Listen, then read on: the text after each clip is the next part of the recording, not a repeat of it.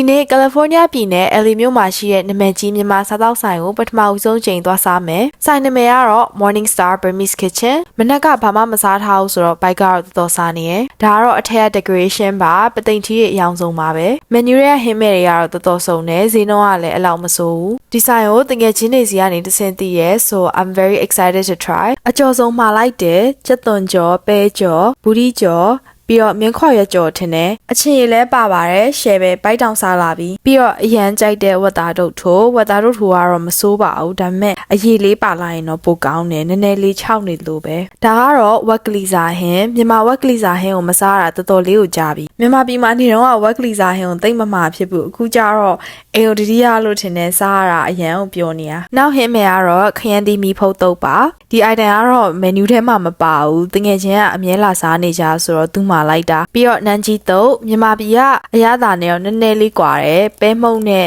အနှစ်လေးထပ်ထည့်လိုက်ရင်တော့ပိုကောင်းသွားမယ်ထင်တယ်ဒီနေ့ကတော့ high school တော့မတွေ့ရတာတော်တော်ကြာပြီဖြစ်တဲ့တကယ်ချင်းတွေနဲ့ထမင်းလာစားရင်အာလူလာဖုတ်တာပါအခုမှပဲ LA ရောက်မှပြန်ဆုံဖြစ်တယ်အကျော်စုံလေးကတော့ share ပဲဒါပေမဲ့မြန်မာပြည်ကလမ်းဘေးမှာအခုပဲလက်ဆက်ဆက်ပူပူနွေးကြော်တဲ့ဟာလေးကိုတော့တီးရသွားတယ်ဝက်ကလီစာဟင်းလေးလည်းကောင်းတယ်ညီမအနှစ်ဟင်းနေထဲမှာဆိုရင်တော့ငဖဲဟင်းဘဲဥဟင်းပြီးတော့ဝက်ပုံးရည်ကြီးကိုအရန်ကြိုက်တယ်ဒါပေမဲ့အမေရိကရောက်လာတော့စီးသားမှာချက်မှာပြင်းလို့တိတ်မချက်ဖြစ်ဘူးပြီးတော့ငပိရထက်ဆိုင်ရင်ညီမကတော့ငပိထောင်ကိုကြိုက်တယ်ငပိထောင်ကိုတမယာသီးလေးညှစ်ပြီးတော့တရက်ကင်းလေးနဲ့ထမင်းပူပူလေးနဲ့ဆိုရင်ထမင်းနှစ်ပကံလောက်တောင်စားနိုင်တယ်ကဲပြောရင်းနဲ့တရေတောင်ယူလာပြီးလာစားတဲ့တငယ်ချင်း၃ယောက်နဲ့တငယ်ချင်းကို vlog ရိုက်ခိုင်းနေတာသူမှာထားတဲ့နန်းကြီးတုပ်လေးနဲ့ပြုံးစီနဲ့ရှက်နေသေးရဲ့ကောင်တာမှာလည်းအထားခံတဲ့စားစရာတွေရောင်းနေဝက်ခောက်ကြော်ပလက်ချောင်းကြော်ငချောက်ဆက်သားကြောက်စားသည့်စားစရာတွေရနိုင်ပါတယ်အပေါ်မှာလည်းအကျော်စုံတွေတွေ့ရတယ်နောက်ပြီးတော့ရေခဲတက်တာထဲမှာအေးခဲရတဲ့ဟင်းတွေ